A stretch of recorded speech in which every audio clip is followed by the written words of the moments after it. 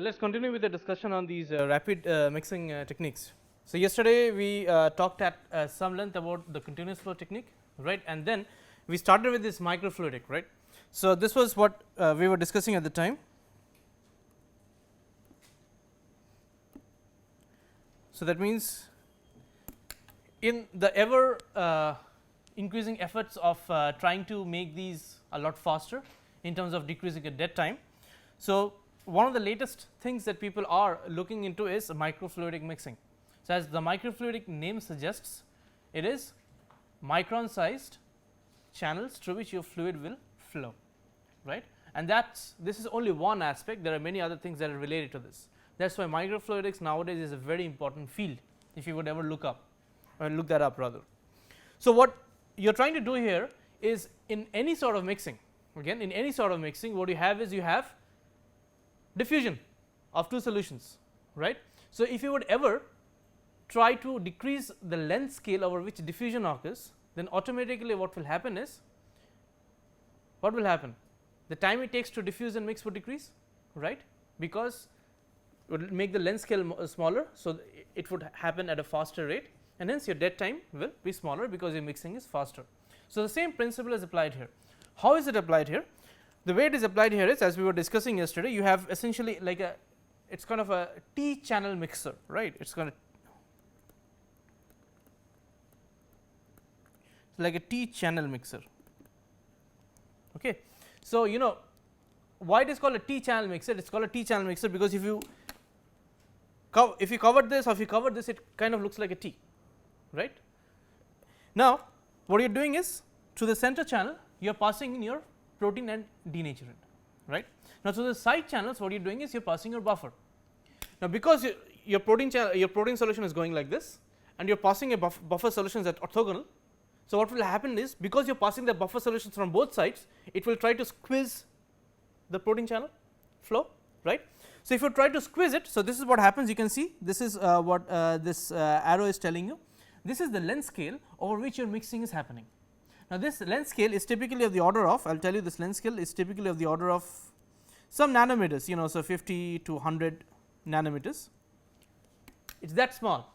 So, this is the length scale over which your mixing is happening, and because the length scale is really short, that means your mixing is occurring typically quite fast, okay, decrease your dead time. So, what happens is, after that you can see it kind of channels down, and then you are looking at it as a function of its flow along the micron size channel. The channel dimension or the channel width is 10 micron, as it says, this is 10 micron, this is the width of the channel, okay. This is the width of the channel, it is 10 micron. The channel depth is also about 10 micron, okay. The channel depth is also about 10 micron. So, if this is the if this is the channel width, now look at the width of this flow. So, this is okay. So, this is the width of solution. Can you see that the width of solution is far lesser than the channel width? So, the channel width is 10 micron, you think about the width of the solution is much lesser than that, right, and what it just tells you is, the bottom line is your mixing is occurring very fast, okay, over a very small length scale.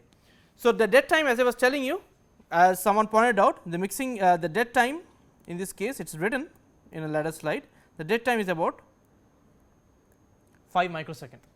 So, we started from a stop flow method where the dead time was 1 millisecond, we went to a continuous flow where the dead time was what, 45 to 50 microseconds. Now, we are also in a continuous flow, what a microfluidic continuous flow where the dead time is 5 microsecond, right. So, based on this rapid mixing technique, this is the best that we have been able to do thus far, right. So, just to elaborate on these points, this was about hydrodynamic focusing, which we discussed last time. So, here at such small length scales, molecules from the side rapidly diffuse across the inlet stream, resulting in very fast mixing, right. Okay. The volume flow rates of the focused reactant stream are typically on the scale of nanoliters per second, right. So, 5 nanoliters per second. Now, this if you compare with what you will be using in continuous flow, it is about 10 microliters per second. So, you can see the orders of magnitude improvement you have in terms of sample consumption too. In one case it is 5 nanoliter per second, in the other case it is 10 microliter per second, because you know in continuous flow there is a disadvantage. The disadvantage is you have to flow your solution continuously, right, as opposed to stop flow where the flow is stopped. Okay. And this sample economy is of great advantage with working with expensive biological samples, right. That is straightforward. So, again a faster alternative to turbulent mixing is to reduce the length scale that we mentioned before. The side flow squeezes or hydrodynamically focuses the inlet flow into a thin stream that exists rather that exits the intersection sheet in buffer fluid. I know I will tell you what that means. And the focusing width can be controlled by varying the relative pressures of the side flow and the inlet flow. Now, what is the side flow, what is the inlet flow, that you have seen, but it will be clear in the next diagram. Now, can you see this diagram? So, what you are seeing is again these are the two sides, side 1, side 2, and this is your inlet. So, what do you have in the inlet? The inlet is again your protein plus denaturant, right. The side ones you have buffer. So, here also you have buffer. Okay. Now, you can see what is happening in here is this similar to what you saw in the previous figure. Here the protein plus denaturant inlet, that width of the stream is pretty large, right. So, here the width is pretty large, right. So, in this case if you can say it is a large width, but the moment it comes here, what happens? You can see you are having the buffer from coming from both sides, it squeezes, that means it is hydrodynamically focusing and the width has decreased, right, and then it flows, and after that it is typically like a continuous flow. That means along with the length of the flow channel you can convert it to time and then get the respective time points. Essentially that is what it is. It is after that it is essentially just like a continuous flow, right. It is a continuous flow in that sense. Okay. So, now what is WC and WF? It will be clear. WC is essentially the length of the channel, and WF you can see is the length of the focused beam or the width of the focused beam. So, again WC is the width of the channel and WF is the width of the focused beam. Now, you can realize one thing, what you can do is how would you vary the width of this focus trim? How would you vary this? That means how would you vary the width of this focus trim? Tell me, how would you do it? That means you would try to play with the pressure of the inlet rather the side channels. The inlet remains the same, but you start playing with the pressure of the side channels. See, the more pressure you will be having, the more it will be squeezed, the less pressure you will be having, the less hydrodynamic focusing you are going to have. So, then there would be a ratio, there would be an optimum ratio of the pressure of the side channel and the pressure of the inlet channel, where you get your maximum maximally optimized conditions, right. You just cannot increase your pressure forever. So, let us consider two extremes, right. Now, think about this, let us consider two extremes. Suppose if the pressure of the inlet channel, see if Pi is the pressure of the inlet channel, right, and Ps is the pressure of the side channels. Okay. So, Pi is the pressure of the inlet channel, Ps is the pressure of the side channels. Do not worry about writing it, it is there in the next slide, but I need this figure for explanation. Now, say what will happen if Pi is much greater than Ps, what is going to happen, you tell me? Would it be focused? Pi is much greater than Ps, it would not be focused, right, because this squeezing force is not that high. Instead, what might happen is if Pi is much greater than Ps, then some of the protein plus denaturant can actually move into the side channels, isn't it, because the pressure is much higher. Is it clear or not? If Pi is much higher than Ps, then what might happen is obviously you will not be having a focused stream, but secondly some of your protein plus denaturant can actually move into the side channels because the pressure is a lot higher, right, and those side channel pressures cannot withstand the pressure of your inlet channel. Okay. Now, this is one extreme, right, this is one extreme. Now, think about the other extreme. What is the other extreme? The other extreme is Ps is much greater than Pi. What will happen? Huh? It will be? No, it will be squeezed, but will it be squeezed? I mean, how far can you go for squeezing? Squeeze, squeeze, squeeze. After that, what will happen? Tell me the extreme. Right. What will happen is, if the protein is flowing like this, it is squeezed, squeezed, squeezed, and after that, what will happen? It essentially stops the protein flow, right? So, because now the side channel pressure is very high, so it will flow into the channel which has the protein in the denaturing too. That means, it will stop the flow of the protein plus denaturing solution. So, essentially that is called pinching off. That means, you pinch off the protein plus denaturing flow. So, again two extremes, one is your PS is very low as compared to PI, and the other one is your PS is very high as compared to PI. Okay. So, this is what is actually told to you in the next slide. Are you clear about these two situations? What is going to happen? In one case, the PI flows into the corresponding channels without any hydrodynamic focusing. In the other case, where PS is much greater than PI, these two essentially cut off the protein flow, like a scissor, pinches it off, and they can actually flow into the inlet channel where you have the protein denaturant. Again, it is of no use to you. So, these are two extremes. So, as it says, the dead time is 5 microsecond. It is taken from this reference by Knight et al. So, they were the first people who actually devised this microfluidic apparatus and showed the application of this. So, again WC is the width of the channel, which I was saying 10 micron. WF is the width of the focused inlet stream, right. The width of the focused stream, this is what we just discussed, depends on the ratio of the side pressure to that of the inlet pressure, right.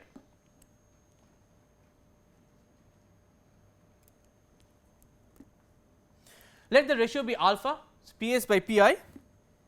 So, below a lower limit, that is alpha minimum, fluid from the inlet channel flows out into the side channels, is not it? This is alpha min. What is alpha min? Alpha minimum is the minimum, that means PS is much lower than PI, that is what we said. The inlet stream would flow into the side channels, right.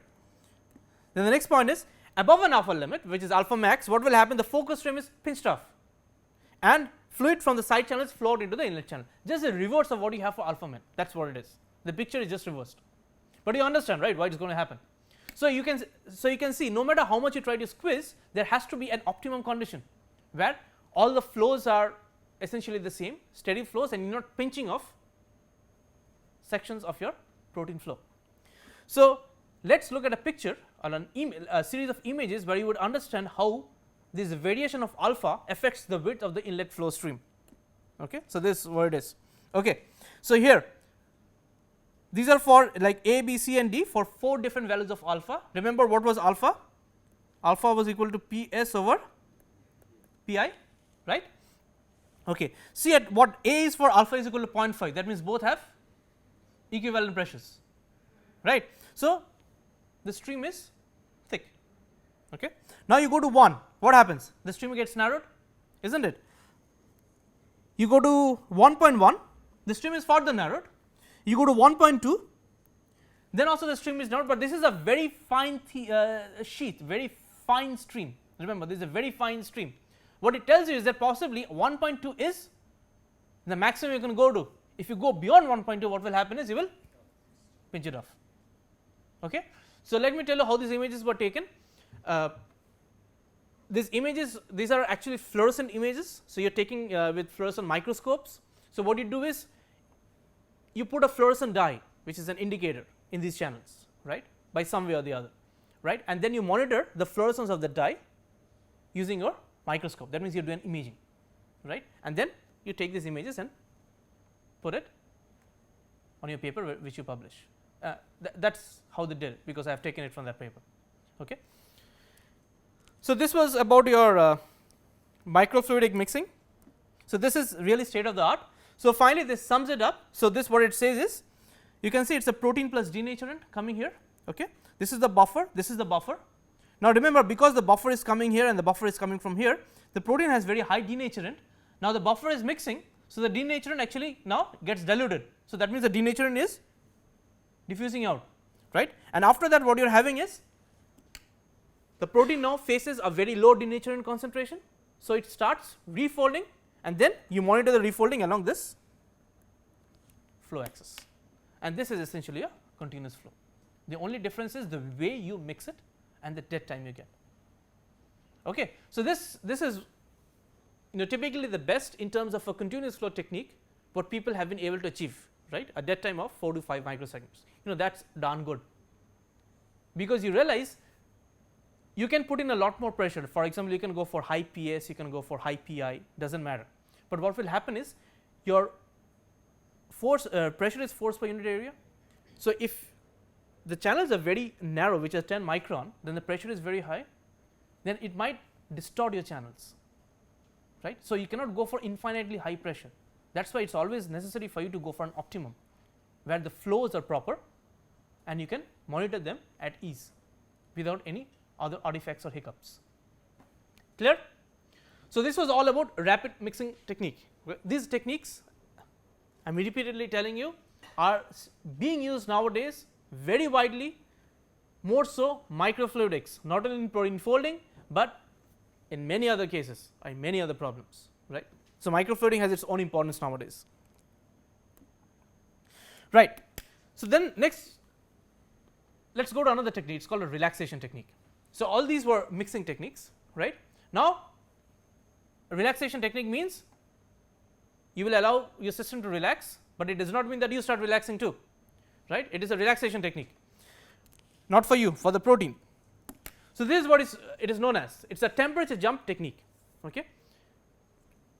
What do you do? Okay. This is the principle, right. Follow me properly. Suppose you have a folded protein, right. Now, what happens when you increase the temperature on a folded protein? The protein gets unfolded, that is denatured. Now, so essentially what will happen is, if you would do a temperature jump, that means the protein will move towards the unfolded state. Agreed? Good. Now, we have to do kinetics, that means we have to follow this unfolding as a function of time.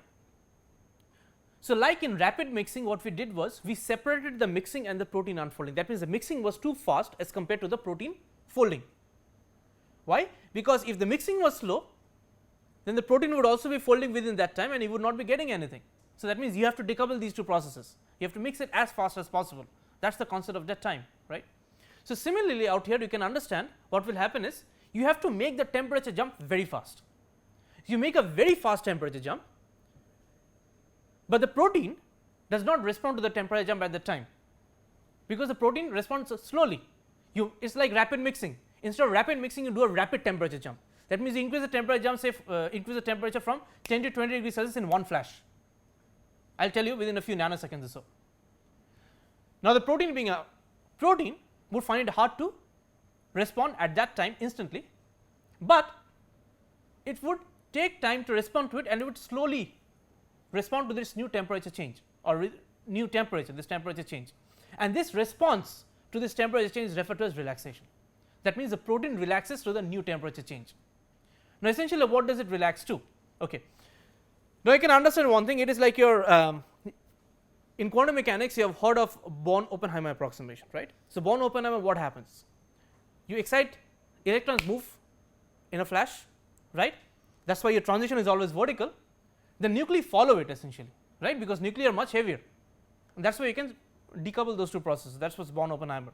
So, this is essentially the same, right, you are making the temperature jump really fast, so that the protein cannot respond at that faster time scale, and then you monitor the protein responding as a function of time. This is relaxation kinetics. Okay. Now, what are you doing? Suppose you have this initial temperature T1, okay. Suppose you have this initial temperature, so this initial temperature is T1 and this final temperature is T2, okay. Now, tell me guys, what happens when you increase your temperature from T1 to T2? At T1, when there was no temperature change, your system was at equilibrium. So, that means at T1 you had equilibrium K1 or K equilibrium 1. Now, increase the temperature, what happens? The temperature is increased within a very short time to T2. So, along with T2, what has changed? Your K has also changed. That means it is no longer K1, it is K2, because you know equilibrium constant is dependent on what? Temperature, K2, right. Now, because equilibrium constant has changed, now remember, say if you are talking about a two state scenario, if you are talking about a two state scenario, so what we will be having is, we will be having something like F in equilibrium with U, isn't it? We have a folded protein, we are increasing the temperature, we are going to the unfolded state, right, we start from a folded protein. So, if F is in equilibrium with U, at T1 it has an equilibrium K1, at T2 it has an equilibrium K2, right. Now, if the protein is unfolding with this temperature jump, what happens to the concentration of the folded states in both the cases? In the first case, the constant of folded state is say constant F1, in the second case the constant of folded state is F2. Which one is lower or higher? F1 is higher than F2, isn't it? Because by doing the temperature jump you have actually decreased the concentration of the folded state. Okay. Now, good. Now, if that is the case, if that is the situation, this is how it goes, right. So, here you are having the concentration of the folded state which is F. So, let this be concentration of folded state at equilibrium T1, that is where what your initial temperature is and you do the temperature jump. Okay. Now, let this be, see this is the final this is the final temperature T2, that means your folded state has to come to equilibrium at this new concentration, because the equilibrium constant has changed, because your equilibrium constant has changed, right. That means this F equilibrium 2 is different than F equilibrium 1, isn't it? They have to be different because you have done an unfolding. Okay. Now, think about this. This dotted line is a rapid T jump. This dotted line is a rapid temperature jump. That is why you see it is almost vertical, right. It is a rapid temperature jump. Okay. Now, see initially you were at T1, please follow this. Initially you were at T1, you did the temperature jump, now you are at T2 in terms of temperature, but the protein has not been able to respond to this temperature change. It is still at its concentration what?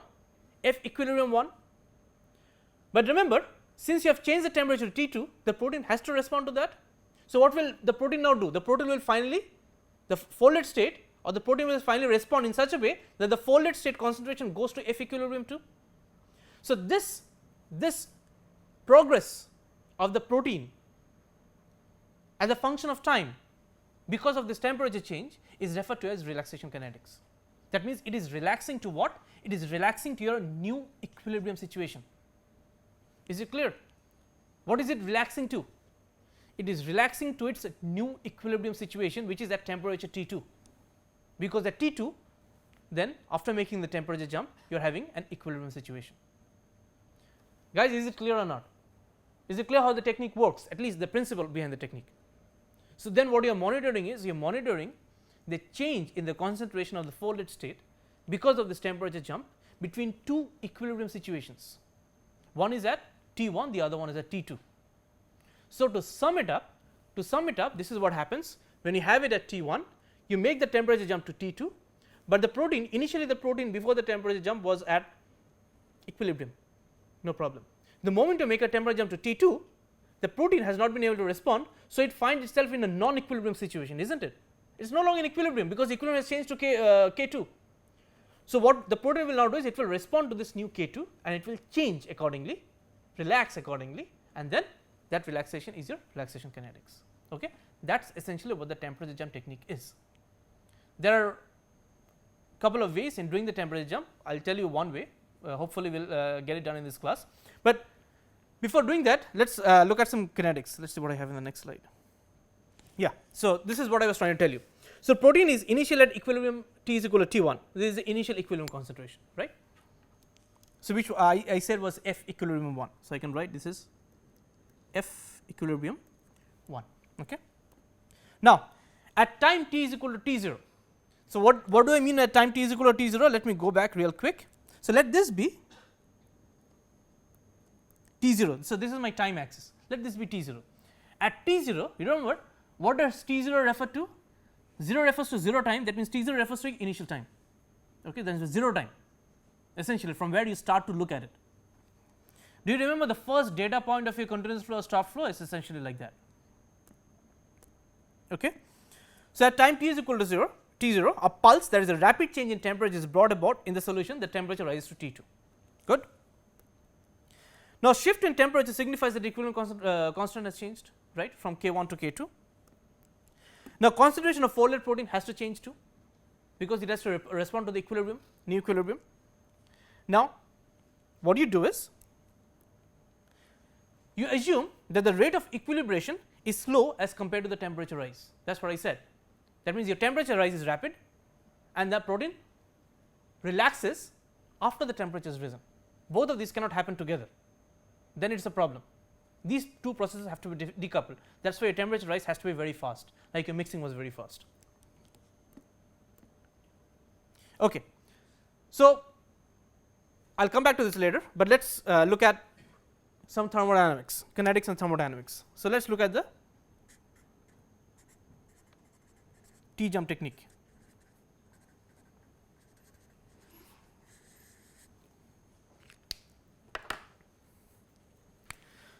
So, this is what you are following. You are following an equilibrium between the folded state and the unfolded state. So, let this forward one be K unfolding, the backward weight constant be Kf. Okay. Now, K equilibrium is equal to concentration of U equilibrium by concentration of F equilibrium is equal to Ku over K of F. Okay, this we know. So, let this be equation number 1. Okay. Now, suppose I am doing a kinetics. So, for example, suppose I am trying to follow the change in the concentration of F with time. Okay. So, then dF by dt based on kinetics would be what? Minus Ku into concentration of F plus Kf into concentration of U, is not it? Okay. So, let this be number 2. Okay. We are trying to get an idea of the relaxation time. We will see what it comes to. This is something you know. Now, let us do this. What I say is, let the concentration of F be equal to F equilibrium at temperature T2 plus delta F. I will tell you what that means, and concentration of U is equal to U equilibrium at temperature T2 plus delta U. Okay. What does this mean? So, let this be 3, let this be 4. Okay. What does it mean? You know, this is what I was trying to tell you. What I was trying to tell you was, this was your F equilibrium 1 at temperature T1, then you made the temperature jump, you jumped to F equilibrium 2, this is at temperature T2, that is what you jumped to, right, and that is what you should be going to, you jump to T2. Okay. Now, initially you were at F equilibrium 1, the final concentration you have to go to is F equilibrium at 2, where K equilibrium is defined by concentration of U equilibrium over concentration of F equilibrium. Okay. You are going to follow something as a function of time. What you are following as a function of time is the concentration of the folded state. That is how we have set it up. It is dF over d of t. You could have easily written du over d of t, does not matter. Okay. So, that means again you are following the concentration of the folded state as a function of time. So, once you have made the temperature jump to T2, right, this guy F equilibrium 1 has to respond, so that it has to go to finally what, F equilibrium 2, right. So, that means for him to go from F equilibrium 1 to F equilibrium 2, it will take time. Okay. That difference between these two essentially is your delta F. You understand, it is your delta F. So, what is the delta F? Delta F is the difference, and look at this, what is delta F from here? What is delta F from here? Delta F is equal to concentration of F minus concentration of F equilibrium 2, right. Now, think about this, what is your final concentration of F you are going for? See from 3 delta F is equal to concentration of F minus concentration of F equilibrium 2, is not it from 3. Okay. Now, what is the final concentration of F you are going for? Concentration of F, what is the final concentration you are going for? F equilibrium 2. So, finally, that means finally this should be F equilibrium 2 after the thing is over. That means what should be the final value of delta F be? 0. So, now you understand what the difference of delta F is, or what does delta F signify? The delta F signifies how far your system is away from your F equilibrium 2, because initially when you made the temperature jump, the protein never responded to the temperature jump, it was always lying where at F equilibrium 1. So, the difference between F equilibrium 1 and F equilibrium 2 is essentially what your delta F. So, with time what are you following? With time what you are following is you are following this delta F essentially changing as a function of time. And when is the change going to stop? The change is going to stop when delta F is equal to 0. That means when concentration of F is equal to concentration of F equilibrium 2, because beyond that it will not change anymore. Is this clear or not, guys? Is this clear? Right. So, this is exactly how it happens, right. Please go through it, it is a very interesting technique, it is a very state of the art technique, and the concept is also very interesting, but it is not that hard to understand if you just think about it very clearly. Okay. So, again essentially you are looking at a delta F to start with.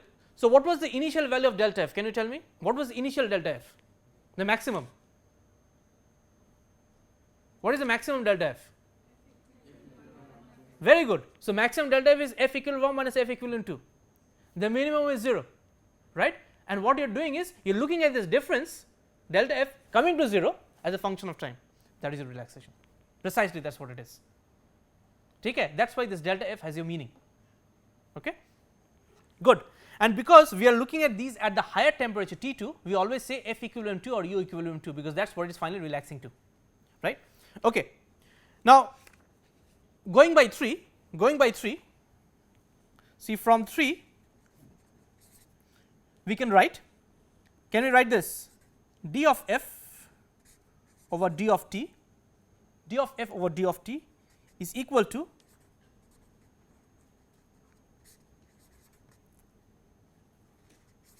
can I write this?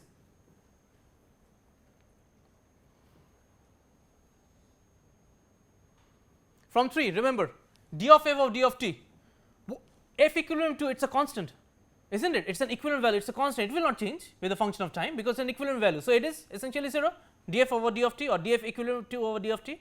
So, what you are left with is d of del f over d of t. So, then you can see what happens if you look at your equation 1. So, let me write this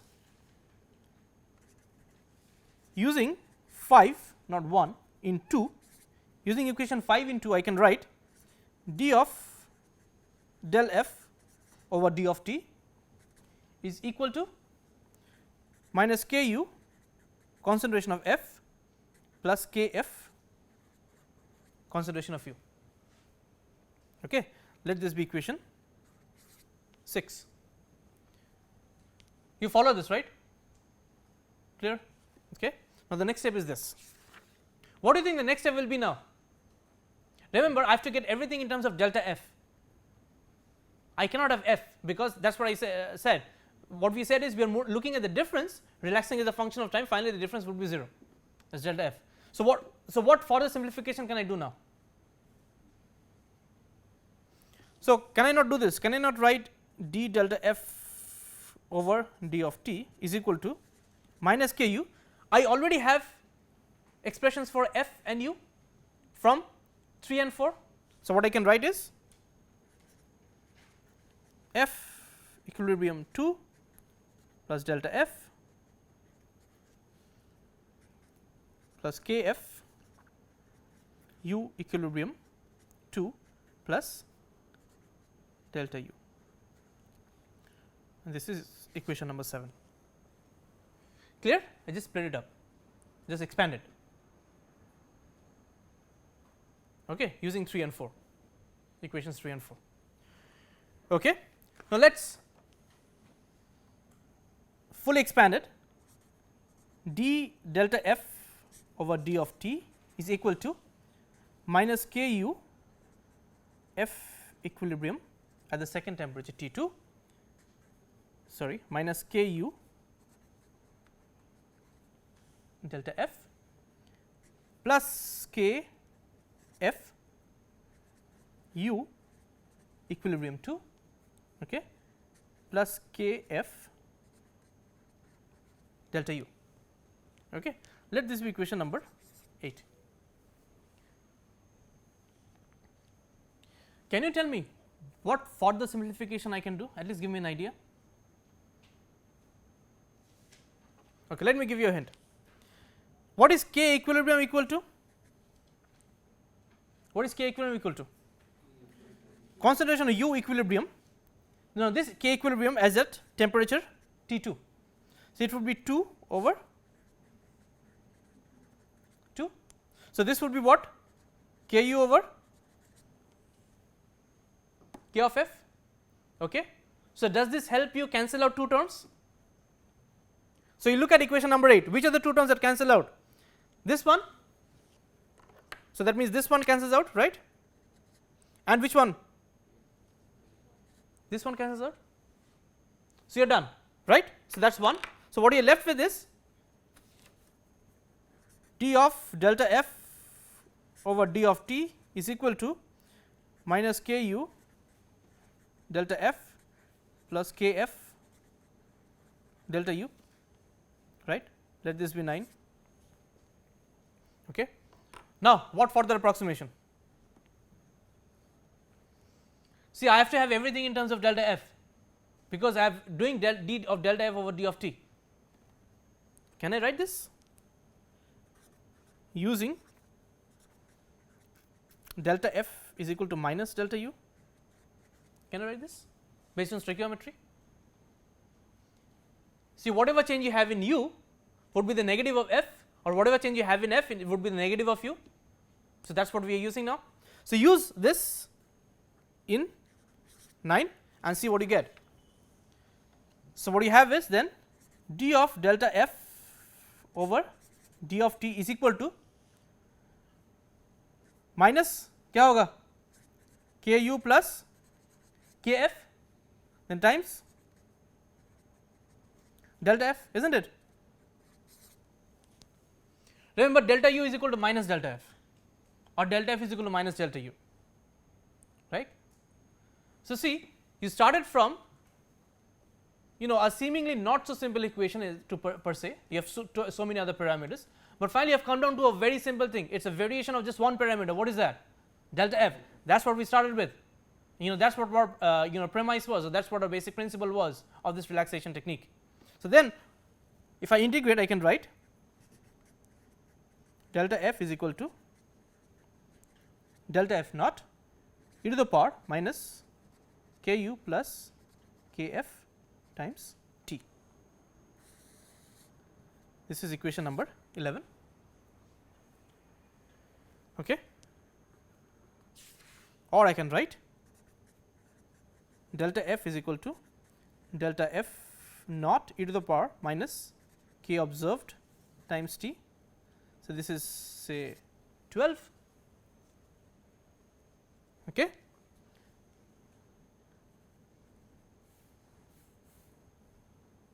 I can also write this as delta f is equal to delta f naught e to the power minus t by tau relaxation, equation number 13. Okay. So, these are three different ways I can write the equation. What is delta f naught? Delta f naught is the difference at time t is equal to 0. That means, that is the time when you just made the jump, the protein has not responded, isn't it? Okay.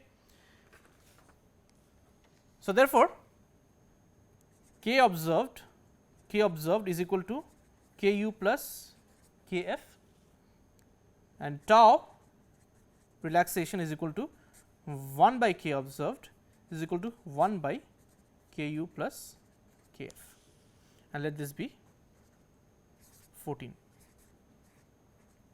So, let these two combine be equation 14. So, now you can observe why it is called relaxation. So, this is called your relaxation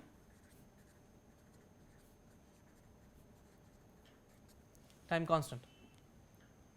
So, this is called a relaxation time constant. Okay.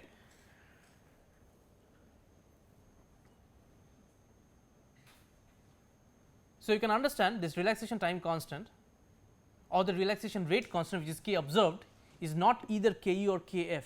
What is it? It is a combination of Ku and Kf. You remember your chevron plot? What did you have? We had Ku out this side, you have Kf out that side, right, depending upon which side you are. But then tell me, if from here I am getting only Ku and Kf together, then how would I get them individually? I need Ku, I need Kf, but from this what am I getting? I am getting only K equilibrium. Right, I use K equilibrium because see, I would always do a thermal denaturation. So, whatever the temperature T2 in this case, say it is 50 degrees, I would be having a point which is 50 degrees out there. I would know exactly what my K equilibrium there is. So, again K equilibrium is equal to Ku by Kf. I have two equations, two unknowns, I can easily find these out, and then I get my chevron plot. Really, this is what is done. Okay, this is what is done, and it is based on what you just saw, right. Okay. So, now tell me guys, this we have discussed, but I just want to know whether you realize what is delta F naught, what can you write delta F naught to be? You told me, yeah. So, I can write delta F naught to be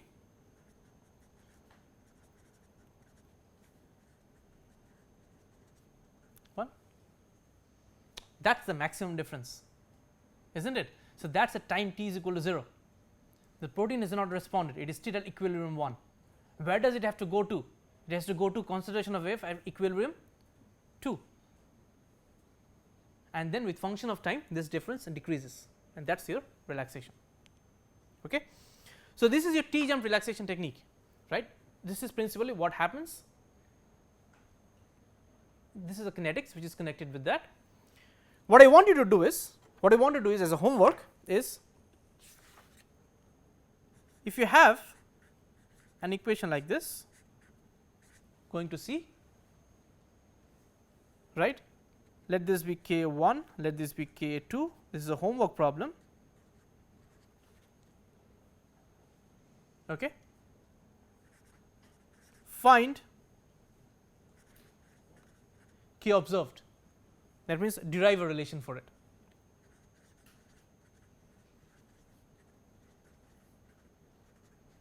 Or expression, I mean, for K observed in terms of Ku, Kf and something else, you will soon see what is happening. Okay. Just let me give you a hint with regards to this. Look at tau relaxation. What is tau? What is the unit of tau? It is time. So, it would be either second, minutes, whatever. Okay. If tau is time, then what is K observed? What is the unit of that? It should be inverse of time. Now, what is K observed equal to? Ku plus Kf. Because K observed is equal to Ku plus Kf, and because you are adding these, both of these should be having the same dimensions, that means they should also be inverse of time. Now, when is K only inverse of time? When you are essentially having a first order reaction, and this is a two state, A going to B and B coming back to A. So, that means Ku is also inverse of second, Kf is also inverse of second. But guys, look at the one I just gave you. When you go from A plus B to C, then the previous reaction was unimolecular both ways. This reaction is not unimolecular both ways. It is unimolecular in the reverse way, but bimolecular in the forward. But remember, your tau observed will always be inverse of time, or will always be time. That means your K observed will always be inverse of time. So, this is the hint. You must have to make sure that your dimensions are maintained, right. So, derive it and you will see what happens. So, this is a little more complicated situation. I will tell you what people have used this for. People have used this to look at the hydrolysis of water, the rate constant. H plus OH minus going to H2O, or D plus OD minus going to D2O. That is what people use this thing for, because it is very fast. Okay. So, this was the kinetics of your temperature jump method. Let us quickly look at some thermodynamics of the T jump. So, here again you are having F going to U, and then K equilibrium is equal to concentration of U over concentration of F, right. So, then I can write natural log of K, I am removing the equilibrium part, K equilibrium is equal to, okay, let me write K equilibrium is equal to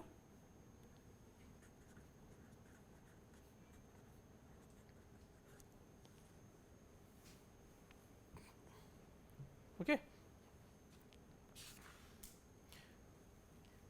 Now, see, I am doing a temperature jump, that means I am doing a change in temperature. Okay. So, let me just do a differential of this equation. So, what I can write is then d ln K equilibrium is equal to d ln U minus d ln F, okay, just differentiating throughout. So, let this, what was the last 14? So, let this be 15, let this be 16. Okay.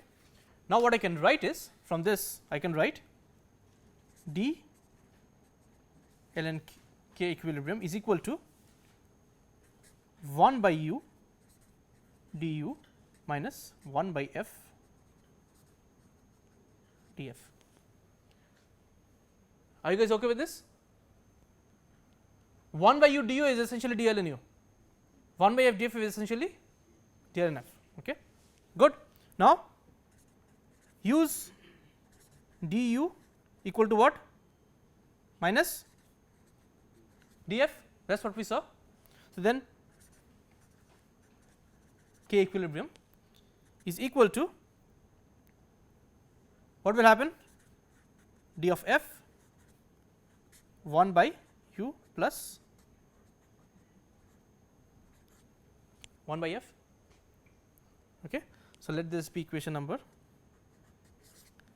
17, let this be equation number 17, right. Okay. Now,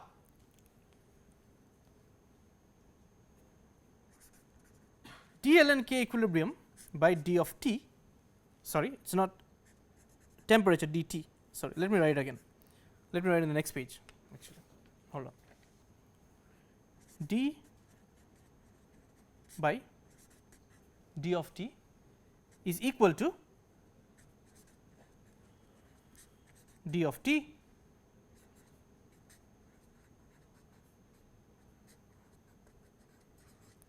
one by F. Okay. Now, what is d ln K over d of T? Does someone remember from thermodynamics? Van 't Hoff equation. Yes, good start. What is the expression? Good. Is equal to minus d of F over d of T, okay, times 1 by U plus 1 by F, or I can write d of F over d of T is equal to delta H naught by R T squared, delta H naught by R T squared, then a constant m, let this be equation 18, where, so there is a constant m. What is m? M is equal to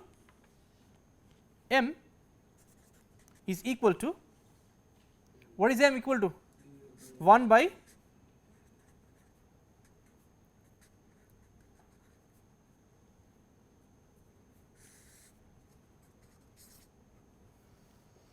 isn't this?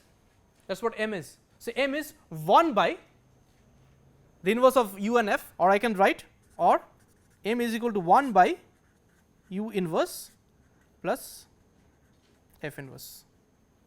So, So, this is 19A, this is 19B. Okay. So, having known what m is or what the expression for m is, let us go forward. Then what I can write is, then this is what I can write. So, this is what we had, d of f over d of t is equal to delta H 0 by R t squared m. So, this was equation 18. Now, what I do is I do it for a finite change in temperature.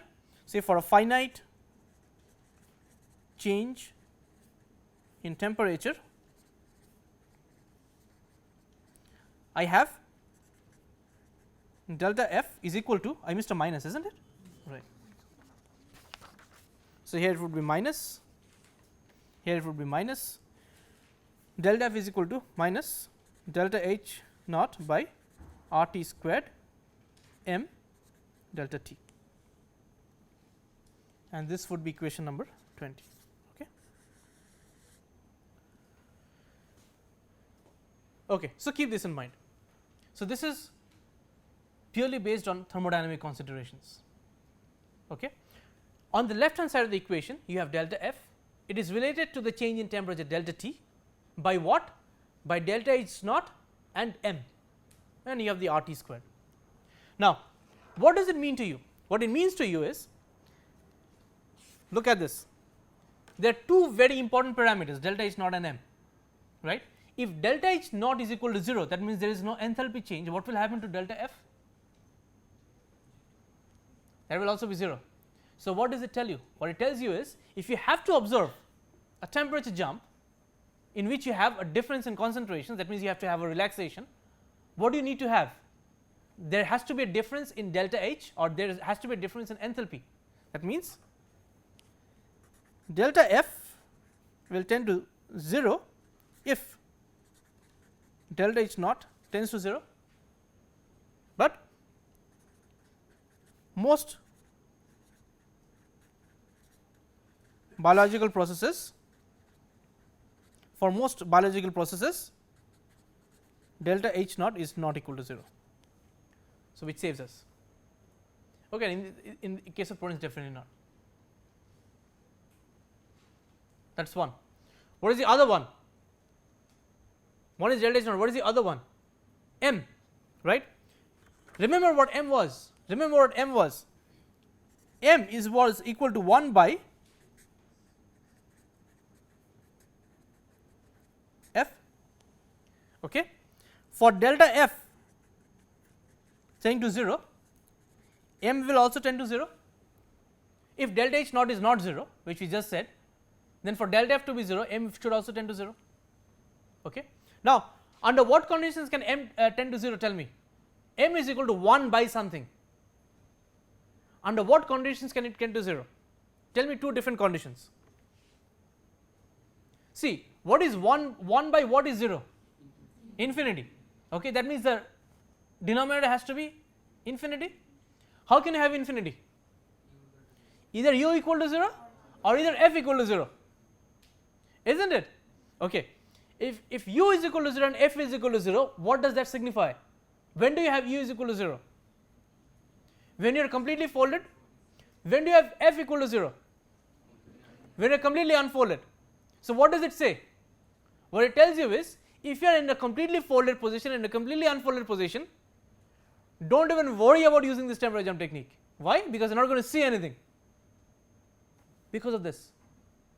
So, then there is a range, there is a permissible range, or there is an acceptable range over which you would do a temperature jump. Okay, you would do your temperature jump. That is what it means. That is I will discuss in the next class. But at least, can you appreciate the significance of m here? Okay, for m to be 0, this has to go to infinity. This has to go to infinity, and the only way it can go to infinity is either u goes to 0 or f goes to 0. If u goes to 0, that is your completely folded state. If f gets to 0, that is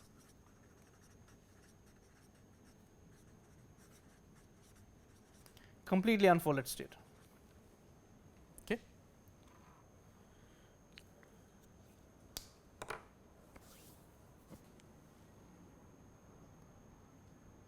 So, tomorrow I will start from here. I am almost done with the techniques. There is a little more thing that I will show you where people actually apply this temperature jump technique, that means in over what range. So, you can understand, right, the only place you can apply this temperature jump is where you have appreciable populations of both folded and unfolded, not at the extremes, right. And if you remember something, when we talked about these transitions, what did we say, that the K equilibrium is best obtained where, or the delta G is best obtained where you have appreciable populations of both. So, see, these actually make sense, right. It brings you back, or it takes you back to something we had discussed before. So, then you will see where this would be most applicable in which part of the thermal